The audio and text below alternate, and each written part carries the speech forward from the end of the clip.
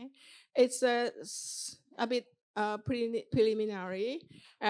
Suggestion and comments are welcome. So it's a very simple paper. Basically, we study the succession in family firms. Okay, and we review a new type of CEO, what we call placeholder CEO, defined as non-family managers appointed following the departure of a family CEO, usually the patriarch of the family, and succeeded by another family CEO, typically from the next generation. Okay, and we argue and we show that placeholder CEO are not the same as the professional CEO that we already know so much in the literature. Why professional CEO are appointed to handle threats to the business model or pursue new opportunity for the firm. Placeholder CEO are appointed to help the family groom the family heir. And the empirical study, I'm going to take you to Japan. And simply because we managed to assemble nice data set of 60 years, and our empirical study evidence show that these placeholder CEO are another succession strategy to ensure family control for generations. So this is a brief view of the paper. So the idea of this, using placeholder CEO, is not new. It has been really used and well established as a succession strategy in monarchies throughout history, where a regent is appointed to govern until the young king and queens became adults. Okay, so let me use a few three cases actually, to motivate the paper. So you know LVMH, right? Everybody knows LVMH. This is a huge family business group, consists of a large number of companies in the luxury industry. And the market cap of LVMH alone is $441 billion, right? And the big boss is Bernard Arnault. He now this year turned 25, I think, yeah. But last year, if you think about it, if you turn 75, what investor would think about you? They will ask you about what's your succession planning, right? This is exactly what happened in the AGM last year when he got asked, or actually got asked this question all the time. How would you recommend him to plan his succession? This is I often ask my MBA student when I teach family firms this. How would you recommend him? Yeah. So he seems still strong. Yeah. You could see that for 75 years old, still very fit, right? So his dream is, to be there for good. When you ask him, yeah. So he changed the company rule, allow him to stay for at least until 80 years old for now. Okay. So what the plan? So media speculates that he has a plan to groom his sons and daughter, and these are 4 sons and 1 daughter from 2 marriages. So what he has been doing, the left hand side are the son and daughter from the first marriage. He already appointed them on the board of LVMH, and the daughter is the CEO of Dior. And this year at the AGM, he shocked the investor by appointing 2 young men, his sons, to the board of LVMH. So by now, LVMH has 5 Arnault family members. Isn't it shocking? And this kind of thing is so common in Asia. If you ask our Korean folks, they will tell you this is what Samsung, Hyundai, LG have been doing. It's so shocking to us because this is happening in Europe as well, and it's large company. Okay, so this is what LVMH is planning to do, to be there for good, to train his own children. Now, my favorite company is Zara. Yeah, I think on ladies love Zara. Ortega, the founder, did different thing. When in 2011, he turned 75 years old. Somehow for the European firm, 75 years is a magic number.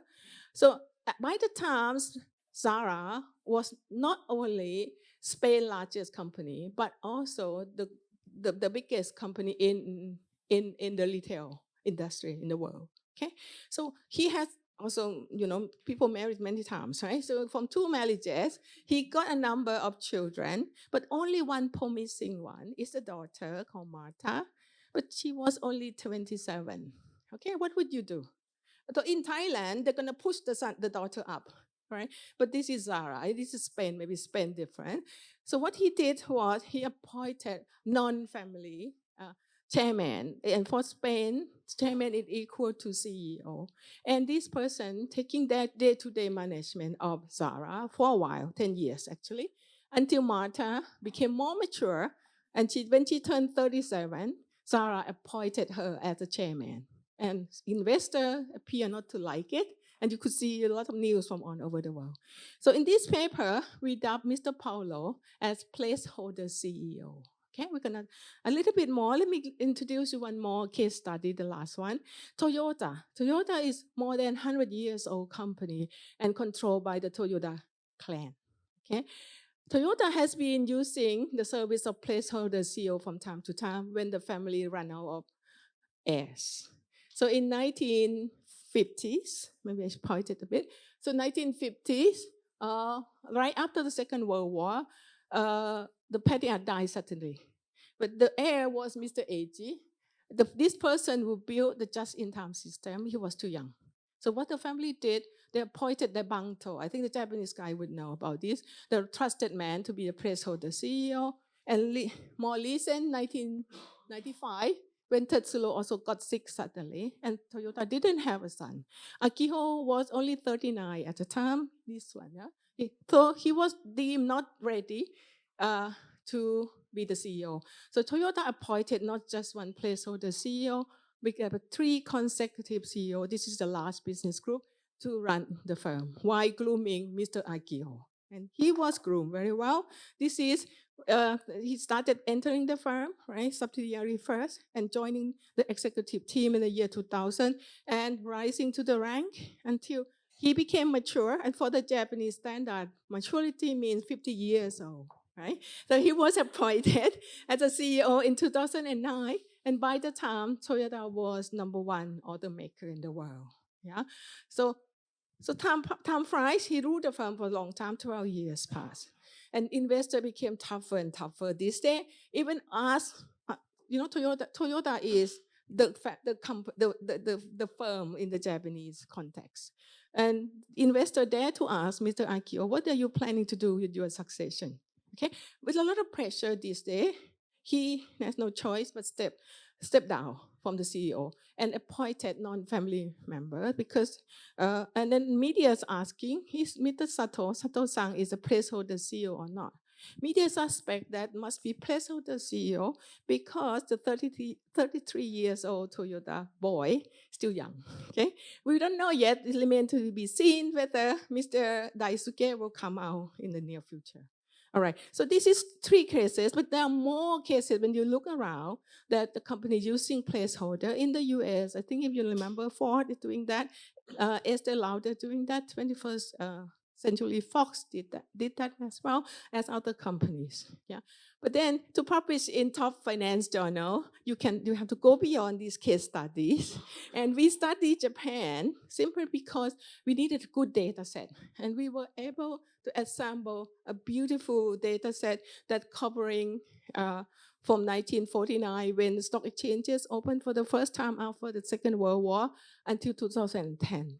And this data set very nice because it gives us almost 1,000 succession events, allow us to study the evolution of family firms over these 60 years. Like yesterday paper, the last one, I put only one slide up to talk about the data set, but actually it was a painstaking data construction involved with a lot of manual work, collect a lot of data from a lot of sources in order to verify family relationship and classify family firms versus non-family firms, family CEO versus non-family CEO. It took us a few years to do this project and a lot of money in there. So we managed to publish 2 papers in JFE, and we hope this one as well. Okay, so we ask really simple question for now because we're trying to understand the data. So we are wondering how preferred placeholder CEO are in this Japanese setting in this 60 years old data. And I think, and then we are asking, what are the roles of placeholder CEO? Are they behave the same way that we already know in the literature, what's so-called professional CEO? Or are they invisible CEO, working behind the family control. I think the Korean folks know very well when we talk about this. Yeah. So we are trying to answer this simple question here. So we build the framework from what the literature already had done a lot of papers on this. The family succession is very simple, basically based on the one period succession model. So when the family step down, the choices are between family CEO or non-family CEO, and often dubbed as professional CEO, right? And the choices depend. Family CEO are chosen to preserve the legacy and family control. On one hand, family members are in a better position to deploy what we call family unique assets, such as family recipe, family networks, legacy, political connection. But on the other hand, family firms also notorious in terms of enjoying private benefit of control, in particular, appointing idiot sons to be the CEO. So it's not clear ex ante whether family control good or bad for the firm. Okay. In contrast, professional CEO are promoted to address family, threats to the business model. In particular, when the firm have bad performance, and professional CEO will come and turn around the firm, or to pursue new investment opportunities. Accordingly, professional CEO display superior performance compared with non-family CEO. Okay, so we have known about this, but one thing missing in the literature is that the literature doesn't look at time horizon that the family has with the firm. The family has a dream, right, with a dynastic motive. They want to control the firm for not just one generation, for generation to come if possible. Okay. Now, when you bring this horizon in, then the succession model become not just one period model, right? The family might consider not one period, but the next period and the next period as well. Let's say 2 periods first, like this. Why appointing professional non-family CEO, also called professional CEO, might be good, but there's a risk, right? These smart non-family CEO might not pass the baton back to the family. Okay, so in the situation when the patriarch is aging, usually trigger succession, right? Age or some sudden illness or sudden death. But then the heir is still young. Okay, what are the choices? Maybe the patriarch might prefer to select someone that more trusted, that will pass the baton back to the family. So we call placeholder CEO, and it has to be trusted in such a way that it's like the regent in the monarchies, right? They have to be capable in terms of running day-to-day management, and they are expected to maintain family strategy, management style. So they're not supposed to do too much to make sure that, keeping the family legacy and survival as a family firm. And their job is to help training the family successor up and pass the baton back when the family members are ready to take the reign. Now, because of this, you could expect the performance outcome right away, right? In terms of placeholder CEO, because their job is to be conservative, so we shouldn't expect that placeholder CEO do much, right? So the performance will be about the same as the time before the succession. In contrast, for professional CEO, we already know in the literature that they're going to turn the firm around. You're going to see superior performance in the case of professional CEO. And we're going to use this framework to understand whether both types of the CEO are the same or different. So now I have to run a bit to empirical evidence. So we plot the firms, the number of firms that run by each type of CEO. This is long period, 60 years. So one interesting thing came out right away and stunning to us is we thought family firms are not resilient, but actually family firms are quite resilient. Only 20% of the firm turn to become non-family firms over this long period of time. So they stay long. And another thing is about placeholder CEO account for about 8% of the family firms, okay? And the yellow part is what they call acting CEO, who stay for less than 1 year. Now, let me highlight a little bit more whether placeholder CEO important. So shall we zoom in to the sample that run by the firms that run by non-family CEO? Now you could see that they become more prominent, right? Placeholder CEO, it account for around 28% in terms of number, in terms of total asset, or in terms of sales. But then we look at in terms of employees. Now, placeholder CEO is about 1/3 of the professional CEO. So it's quite prevalent there. Yeah. So now, some characteristic, we think they are not the same. So let's see whether they are the same or not in some of the elements. So we run this univariate test with the panel data. And they're not the same, right? You see that placeholder CEO are insider, basically, have been working with the firm for so long, 26 years, almost like the family. Their tenure as a CEO is 4.5 years. It's not 1 year at all, not acting, not interim, yeah? And then the age, they are older, the oldest actually, 63 years old on average. And 27% of them have the elite education, like Mr. Gen from Tokyo University, okay? So they are trusted and well-chosen placeholder CEO. There are a little bit more about the characteristics. So we look at the succession, the transition from the placeholder CEO back to family CEO. So the placeholder CEO stepped down at 65, which is the retirement age of Japan. But more importantly, when they stepped down at the time when the family heirs deemed ready, approaching 50 years old, which is maturity age for the Japanese standard. Yeah, so yeah, they ready. Okay, so this suggesting that they are there to help nurturing the family heirs. Now, okay, so we have to run some regression, right? A little bit of regression. So we use the logit models, trying to understand what are the factors that correlate with the determinant of succession, the choices between non-family versus family CEO. So we run the logit models, okay? It's only correlation because we don't have identification whatsoever in this paper at the moment. So this is a logit model. The column 1 is when we group the two types of placeholder and professional together as non-family CEO versus the choice of family CEO. So let me zoom in a little bit because it's a bit too small. So interesting result, we think, that aging CEO, like Mr. Arno of LVMH, the longer you stay, the more likely you can appoint family CEO. But then firms with older CEO, but the heirs are deemed too young, which is we define as between 40 to 50 years old, are more likely to appoint family CEO, suggesting that, again, placeholder's CEO role is to grooming the family heirs. And then family power matters in terms of keeping family leadership, not surprisingly. So we proxy family power by family ownership.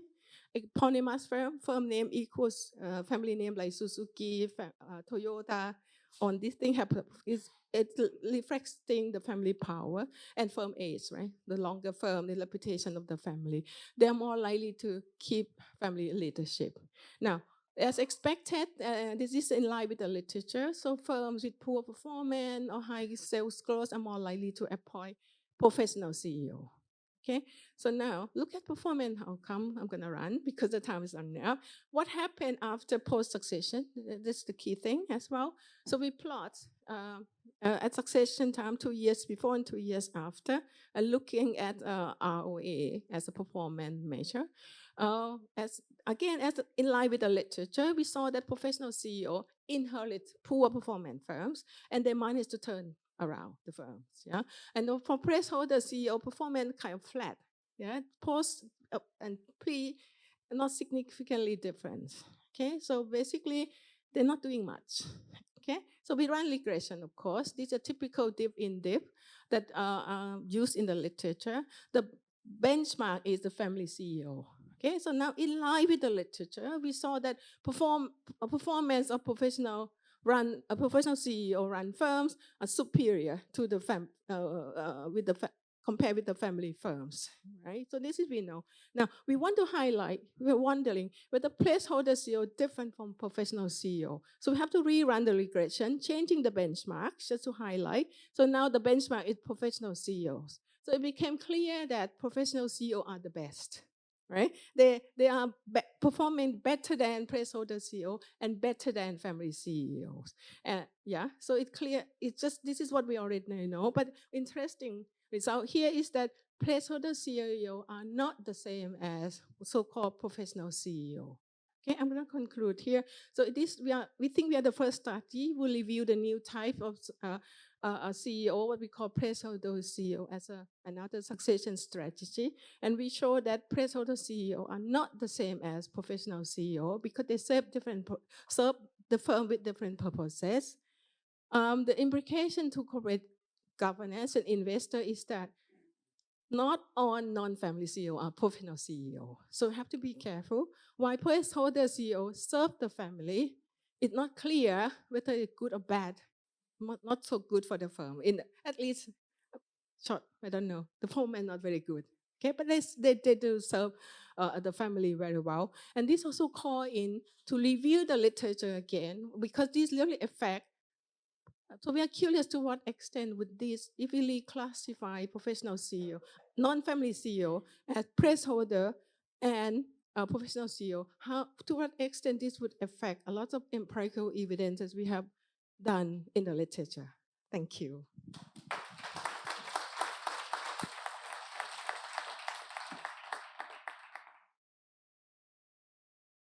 For the presentation, it's a really fun read.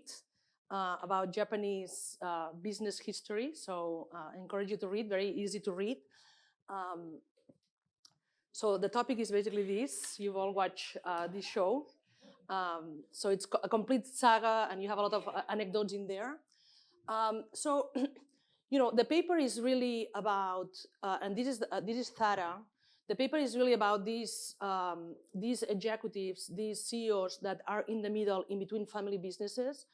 Actually, Pablo Isla was 17 years, so I'm not sure to what point he was really like a placeholder CEO. But the paper is about this, what's happening with these professional managers who are not family firms and they are insiders in the firm. All right, so the summary of the paper, just to kind of, is basically, this paper, the way I see it, is a paper about succession management. In the context of Japan, in the context of 60 years starting after World War II. And it's about the difference between the placeholder CEO versus professional CEOs.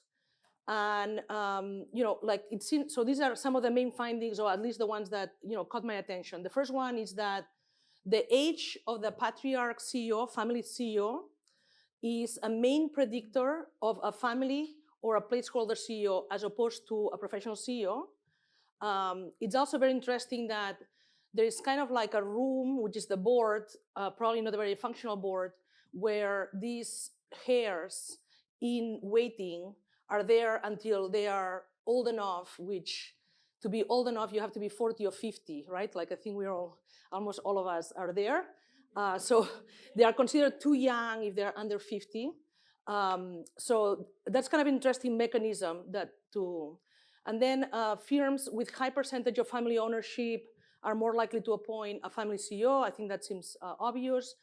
And probably the most interesting part is how do these CEOs perform? These these placement CEOs, and basically the takeaway, which is not really in the paper, but is that they take little risk, they have a lot of oversight, and they're really not very functioning, very active CEOs because they don't perform better than the family CEOs, right? So that's kind of like my takeaways and from the paper. So since I'm not an expert on CEO succession nor on Japan, I'm going to tell you a little bit about, I think this paper is about CEO succession.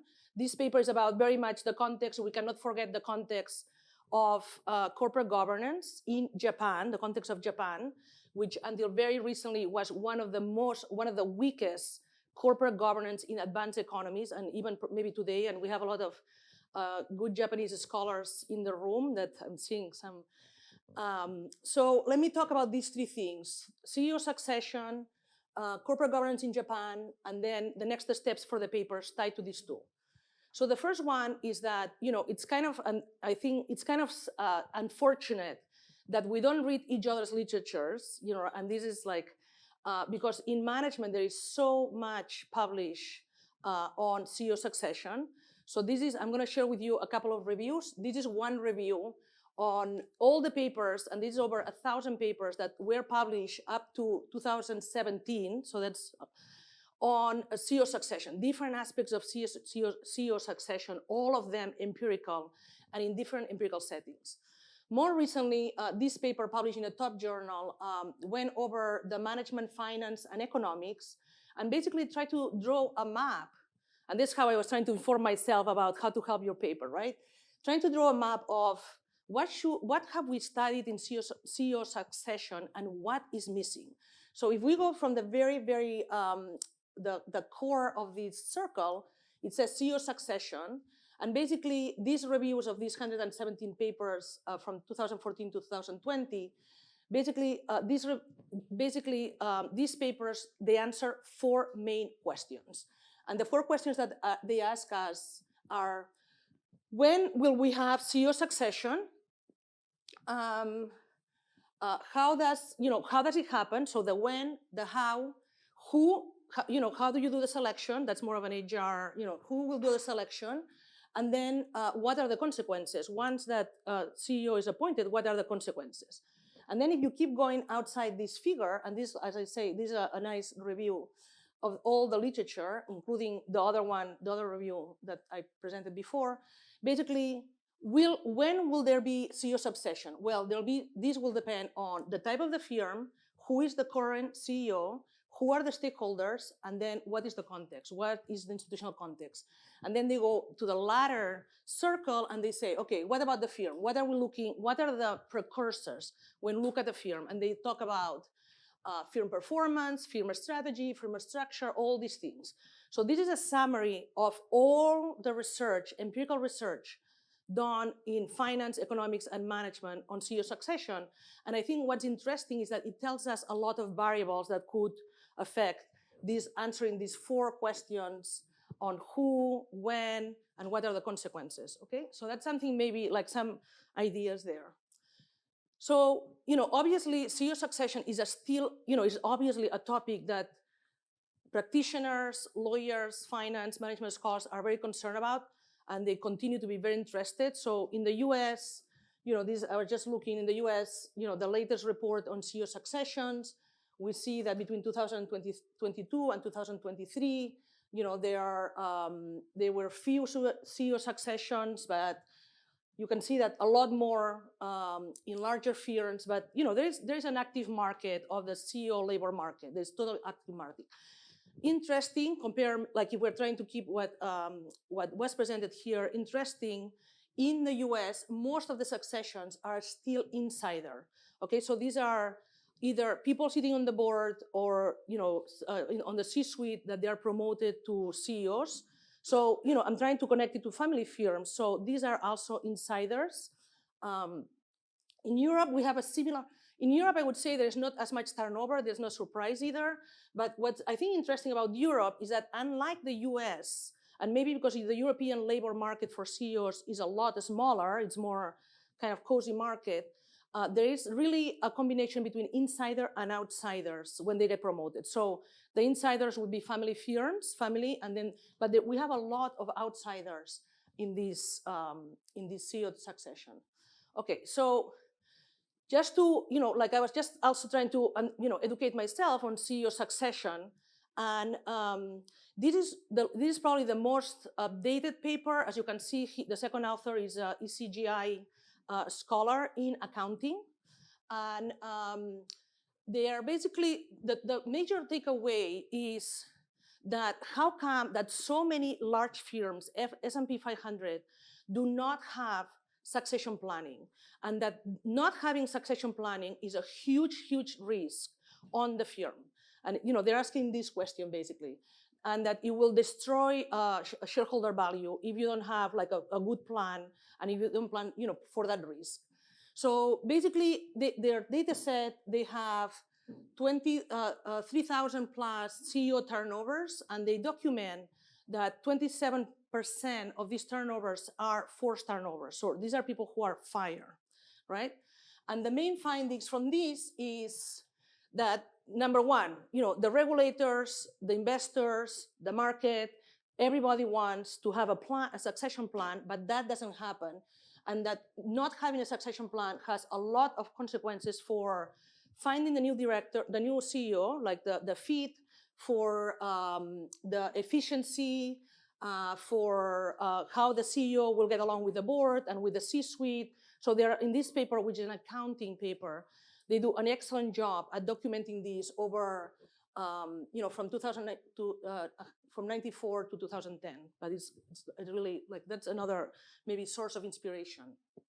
Okay, so point number 2, I'm going to move to Japan, and here we have our Japanese scholars. So I apologize in advance, and people in the room who have written about Japan. So as we all know, like the oldest family firm in the world is from Japan. It was created, 1,305 years ago. And it's this hotel that is still owned just by one family. And I don't know exactly the People magazine of Japan, but this family, they only have a daughter, one son that died. And now the daughter sadly is not married yet, I understand. So she might be the first woman to inherit the family firm and become the CEO, the family CEO, unless she marries, which I understand if she marries, then her husband will become the CEO. But I don't know, we can. All right, so I think when we talk about family firms in general, and this is a really hard data to get all over the world because it's so shady about how you define a family business, how do you define a family? How do you define a family? The family is not the same where I come from, which is Barcelona, to a family in China, or a family in Qatar, or a family in the US. So that, how do you define a family? How do you define the family business? So that's part of the research design. But basically, what we see in Japan, which I have here in an arrow, is that there are a lot of families. So it's the red thing here. Let's see. Yeah. So it's the red. So here we have Japan. It's quite similar to the US in a way, but the difference in Japan is that there's a lot, this great part, that they are co-managed, but they're not co-owned. So we don't have, like in other parts of the world, where a couple of families, 2 or 3 families, they combine to run a business, but it typically is more in the family. And then they could be co-managed, which is, co-managed would be the types of CEOs that you were defining. All right, so, when we talk about, and this is, I could cite many people in the room, including Mark, many people in the room, but when we think about Japan in corporate governance, and even if we go, like when we teach it, it's like the quintessential stakeholder capitalism, and, versus the shareholder, and then you have Germany in there, and they have this kind of, corporate governance, which is community ownership, like a stakeholder capitalism, a stakeholder corporate governance, community firm. So I think that's something that could also be brought into the paper in terms of what kind of corporate governance Japanese firms have.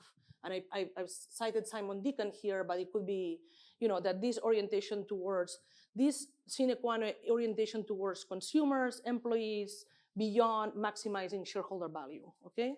And this is obviously changing, and I'll talk about it in a minute. But especially in Yupana, no? Yupana is your name? Yupana, yeah. Especially in Yupana's paper, I think it would be super important, especially nowadays, that ownership is critical to really account for the ownership, for the ownership of these family firms. Because if we just look over time, and I have a couple of papers on Japan, if we look over time, we see, so if we're looking here, we see that, family firms have been quite stable. There is very little government-owned firms. Financial institutions, especially like some of the cross-shareholders, have gone down, but foreign owners have come in very, very strong. And I'll talk about this in a minute. So, so if we are looking for the majority owners, and this is relevant to your paper, right? Because when I've taught many years Japanese corporate governance or stakeholder capitalism, you never think about the family firms from Japan, right? You think about family firms from Italy, family firms from, other parts of the world. But obviously, family firms are The second owner, whether you take the 10%, the 20%, the 30%, they are the second group of owners in Japan. And this is, I just pulled it out from ACON 2020. And the largest owners are other corporations, so the Keiretsu is still in some degree there. But then the second one is, again, family firms, right? And then for those of you, and especially the paper that comes after, and there are also other owners today in 2022 that have been becoming more prominent. To me, the most interesting thing, and this is something that I've done some research on, is that after 1990, a lot of foreign owners entered Japan. And what did this mean? It meant that they put a lot of pressure on companies to, one, professionalize their boards, two, invest a lot more, or have more external auditors, because these foreign investors were mostly from the US and UK, right? So I think this definitely puts a pressure on these family firms as well, this foreign capital. And this definitely puts a pressure on, do we want a placeholder CEO who's going to be like a lame CEO waiting for the next person, right? So I think that should definitely be taken into account, because if we look here, you see foreign owners, we follow here, it's right now, and this ends in 2010. I mean, I should have, right now it's close, it's really much high, it's close to 40% foreign owners, right? So foreign owners are diligent about who is the CEO, right? And family firms actually have been very stable. Okay. So this is basically saying that foreign owners are putting a lot of pressure on the firms. So what's happening, this is my close to the last slides. What's happening in Japan right now, and I would love for us to be educated from our colleagues here in the audience. So point number one, lots of foreign direct investment. Point number two, which I think is relevant to the papers later today, is that we see here that the poison pills for the merger and acquisitions are being removed. So, we never had mergers, especially hostile ones. Now we have a lot more mergers. The sad thing about Japan, well, I won't be normative, but unfortunately, Japan, very recently, and a colleague, I don't find my colleague, Japan just passed the codes of good governance, and their corporate governance is improving a little bit. However, independent directors, are the majority in the board in only 6% of the Tokyo Stock Exchange companies, okay? So still, we have a very weak corporate governance, although cross-shareholdings, they're going down, but they're still quite high. So this is just, where is Gen here? Gen? Okay, so I was talking to Gen yesterday in the break, and it's like, give me the latest in Japan. What's going on in Japan? I'm not finding anything in English. And Gen said, read my paper. And, and he sent me a bunch of papers, and he recommended this as the main thing. So and I think it's very interesting. And a very clear paper, very nice paper on the code, on the stewardship code in Japan that was passed in 2014. Now there have been 3 revisions. What's interesting about this code is that they copied literally the UK code of stewardship, yet the takeaways of both codes, even if they copied exactly the same, in the UK is take less risk, be less short term. In Japan, and please, correct me later, in Japan is take more risk, be less long term, like in this code. So I think this is my last thing regarding Japan. So going back to your paper, I have 3 recommendations that related to what I was covering. And so the first one is that, I think it's super important to operationalize the instrument of family firms properly, because the way you define it is a family firm is, the way that it's operationalized is where the founding family is listed among the top 10 largest, and that's a very relaxed definition, or serves as a member of the board.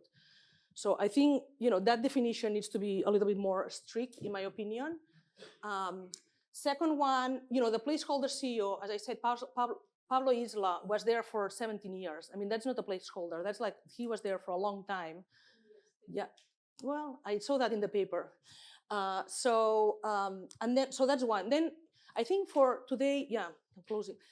In this day and age, and as we move forward the field in finance, in law, in management, it's also very important to move beyond when we think about performance, to think beyond ROE, sales, employees, because this is that obviously has to be there. But we need to think about new performance measures, whether that's about R&D, which is an old one as well, but CSR investment, internationalization, innovation. Like, think about the new performance variables, some of them financial, but some of them non-financial, which have a tremendous impact on the survival of the firm. So, my third bullet point, outcome variables, I think they need to be broader.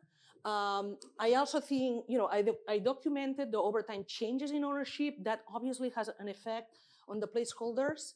I would add 10 more years because you stop in 2010, so I would try to add. And then we can talk offline, but I think you cannot do differences in tables 6, 7, and 8 because it doesn't make the requirements, but we can talk about that. I don't want to. So 2 more comments. The first comment, two more blocks. The first one is, once you document of this, I think the paper, once you document what's going on, I think the next question is, what's going on? Why do we have this? Why placeholders perform weaker? And in management, we would have like different theories to explain why. And so you could pick one of the theories and try to apply each of the theories of why do we find these results. Because I think, like, beyond documenting it, you need to explain why there is the relationship between different types of CEOs and different performance. Super important is to understand the mechanism. And I think here it's interesting that we have the board and these guys mostly sitting there until they're 50 years old. And just kind of like, what is the mechanism that CEOs get appointed in Japan? And then, as I documented, we have fewer shareholdings. Banks are no longer in the boards. So my last slide, and this is my last slide, is I also think the paper could benefit from controlling for alternative explanations. So, here I just put some of the explanations that could be there, but I think the paper needs to control for other things that could explain this. And also, it would be much richer if you could add contingencies. So break it by periods, just different periods. Talk about compensation. At this point, is there different patterns of CEO compensation? And then the external validity of your findings beyond Japan. So I hope you found this useful. I hope you all learned something about CEO succession and Japan. And thank you so much.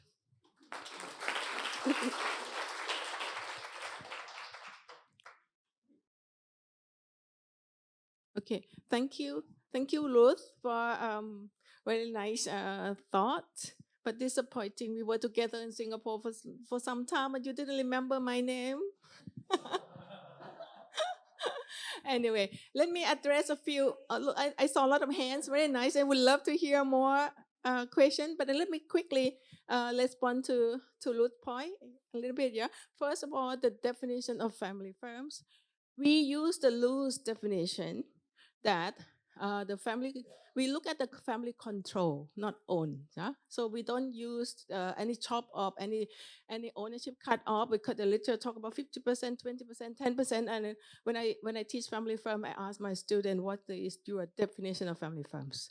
And we document that, and it's in JFE 2022, when we're saying that the definition that use strict family ownership is wrong. Okay? For example, Toyota. The reason we thought about that, because Toyota, if you use any ownership cut off, the family owns 0.0 something % directly. Then if you do use that definition of ownership cut off, Toyota is not a family firm. Okay? But the family had never left the firm. They control as a chairman at the moment, and throughout 100 years, never left the firm. And because of Toyota, got us to think about how should we define family firms, and we make a case, and then JFE paper became JFE paper. And then we said that in the literature, a lot of literature misclassify family firms as non-family firms if you use too strict ownership. Okay, that's the key thing, that we make it looser, right? And then I like what Ruth's suggestion about the framework that we should use, and we will think about the mechanism. That's beautiful. And in terms of some mechanism like the foreign ownership, bank ownership, inner regression, we control for those as well. It's robust. Okay, and we did that and robust. Okay, what about this? I will talk to Ruth after because I saw many hands. It's okay, Jeff. I would like to hear question and comments. Yeah.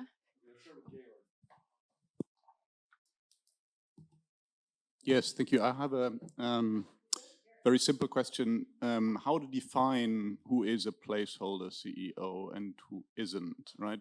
And put differently, why don't you, I mean, you might also imagine somebody coming in as you call him a professional CEO, and it might just be that the family still kicks him out after some time when they are unhappy and put somebody from the family in. So I was just wondering where you really see the difference between those two. How do you characterize who is in which box? And isn't then, this brings me to the main point, isn't then the decisive factor whether you have family ownership? Because that's the main criterion. Family can always put somebody from the family in, irrespective of whether this is a placeholder or a professional CEO. Yeah. Yeah, thank you for a very interesting paper. As you correctly mentioned in the caveat, we do not know exactly whether a non-family CEO were intentionally hired as placeholder. This might raise a question that the following simple explanation could be possible for explaining your result on performance after the succession. The explanation is as follows. Nothing is decided when non-family CEO succeeds. And then younger heir, of course, is always a candidate of the future CEO, but well, it depends on how non-family CEO performs. If the performance of non-family CEO is not very impressive, younger heir succeeds and non-family CEO regarded as a placeholder CEO in hindsight. If the performance of non-family CEO is very impressive, family shareholder learn that non-family CEO is more profitable for the firm, and younger heir lose his opportunity to become next CEO, and family CEO does not return. And this explanation may also possibly explain your result on performance after the succession. And I'm saying this is a better explanation, but you should at least eliminate this possibility. Thank you. Fascinating paper. I wanted to ask, potentially a third option in the context of Japan is potentially an adoption of adults as the CEO. And I wondered whether you explored that case as well. I mean, just like thinking Suzuki or any of the prominent cases, because that would potentially open you to this scenario when a company wants to stay a firm business, but rather than, appointing somebody as a placeholder, they would essentially adopt a professional CEO to actually keep the business in the family, which could be interesting to explore. Let me answer this first. Adoption is my JFE paper, actually. It's that one. So adoption is one strategy, but adoption of adults is done when one is in 20s. So in our sample, one being adopted, you already become family, right? But and there is a combination of using adoption plus placeholder CEO, actually. And to the definition of placeholder CEO, we are aware that we don't know ex ante. We only know ex post. And one reason is that thinking about you are a professional CEO, you are a salaryman. They right, and like Toyota appointed Mr. Sato recently as a CEO. You wouldn't dare to say that this is the placeholder CEO, right? Because it's a shame to the whoever you're appointed. But you right, but then you kind of know because you say family member line up in the sense. Okay, so this is But then, do you allow me a follow-up? Sorry, but then you basically just look at those that have been removed later on and replaced by somebody from the family. It had to be a family CEO, right? Because right, exactly. Yeah, but this happens mostly to the poor-performing ones, right? They will be kicked out, and then somebody from the family comes in. So in a way, you're just looking at the poor-performing ones then. Not necessarily, right? Because if you continue having professional, we have a number of firms that always run by professional CEO. Family never come back. Family really own the firm and always keep running as, professional CEO followed by another, and always non-family firms. sorry, always non-family CEO. We have that group of firm as well. So placeholder CEO are those when the family coming back. And on average, from the data, I didn't have a chance to show, it's only one placeholder CEO in between. So the tenure, as you saw, is only 4 or 5 years, only one term, enough for those who are lining up but not ready yet to take the reign. Okay, that's the mechanism that we think. Okay, should I pick up more things? Okay, let's see a few more questions. I'm also troubled, as I think the first two people asking questions were, by the fact that your definition of placeholder CEO is based on forward-looking information. That's problematic from an identification perspective.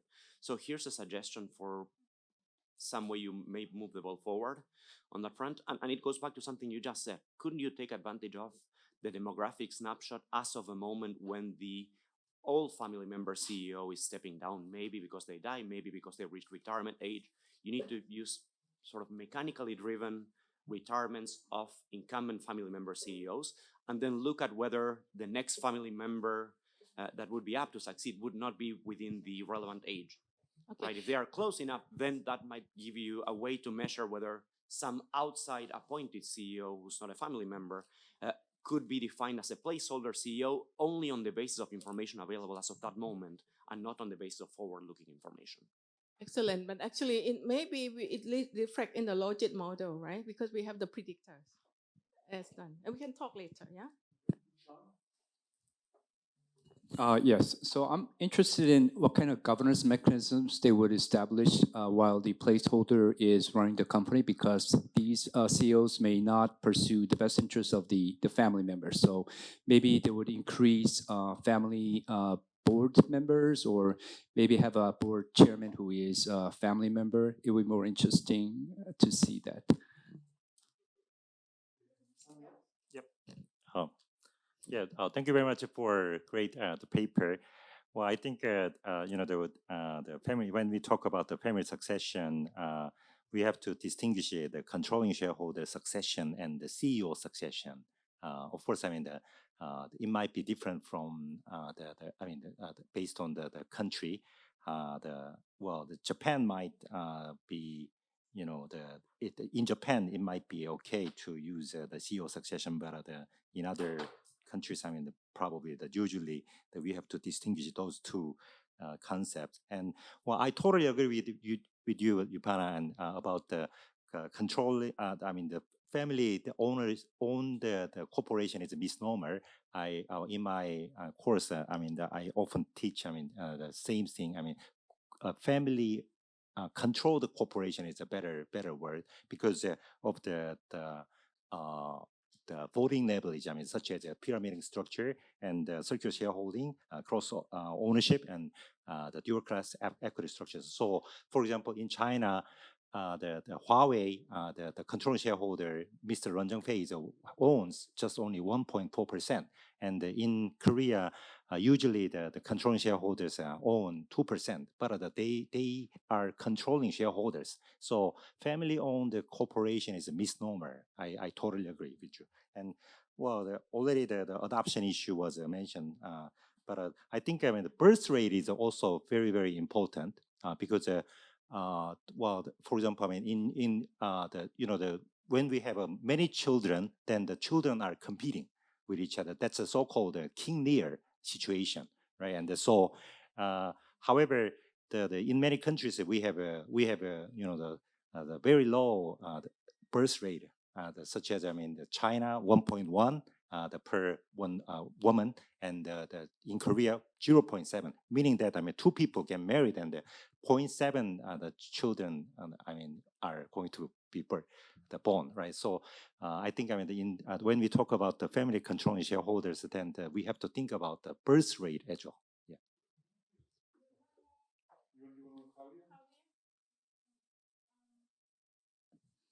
So just a few comments. I thought it was a great paper, all very fascinating.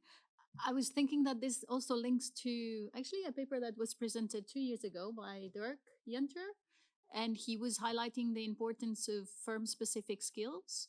So I was wondering if you could link to that. As for the placeholder,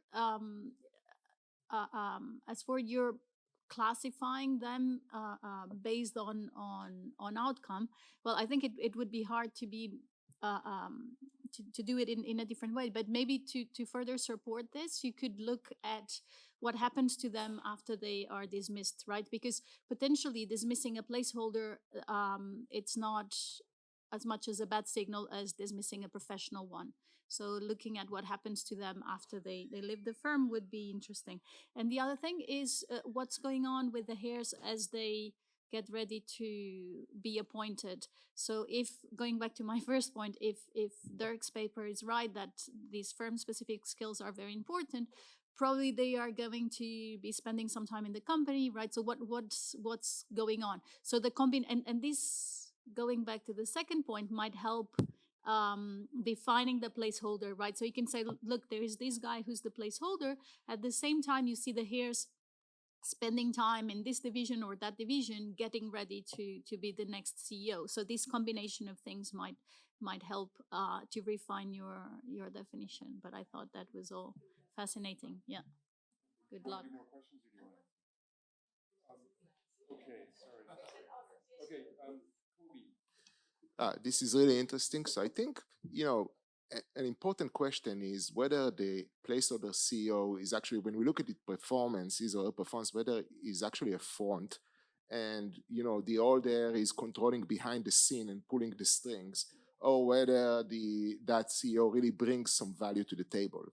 So I think you have a lot of data. So one thing you can do, I mean, it's a very common control in the literature in that regard, look at the sudden death of the father of the family. And then in that type of situation, it's clear that the placeholder is there and is bringing the value to the table. There is nothing, sudden death or sudden incapacity or things like that, versus situation where the father of the family is still there. It might be odd for institutional investors, foreign investors who are looking at it, but it's clear still that he's capacitated and control what's going on. So I think it would be interesting to compare between them. One more question, and you have 2 minutes to respond. Yeah, so this is a great project, and me being Italian, this stuff it always interests me a lot. And so this may be not pertinent, but one of the curiosity I had while I was listening to the presentation is how does control stay in the family, and whether that has some implications, because do they use trusts? Do they use, because you showed that these people have lots of kids, and so the ownership scatters through generations, and we've seen last decade, well, a couple of decades ago in the U.S. itself, some families lost control. The Bancrofts lost Dow Jones to Rupert Murdoch.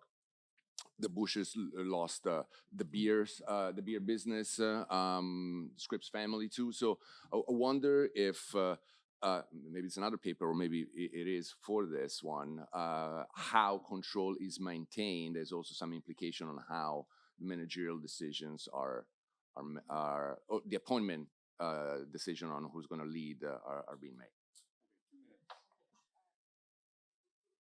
A quick one. Thank you very much for a nice suggestion, which we will try on this. To the point, important point is this we realize, we understand about the role of controlling shareholder, and this succession is the succession of the controlling shareholder. So it's clear from the setup that we look at when the family step down. We don't look at when professional CEO step down. Okay. So the setting always starts from family CEO stepping down. Okay, so it's clear here. The ownership, the way they control, trust not allowed in Japan, I think. I never seen any trust in the ownership structure, but foundations are there. Because the tax is how many? The highest one is 55%. So if you do nothing, like in the US, 3 generations, the government has them all. Okay, so that part that they use a lot of foundations in there, and we consider them as a family ownership. And the rest I will talk to you later. Okay, thank you very much. Thank you.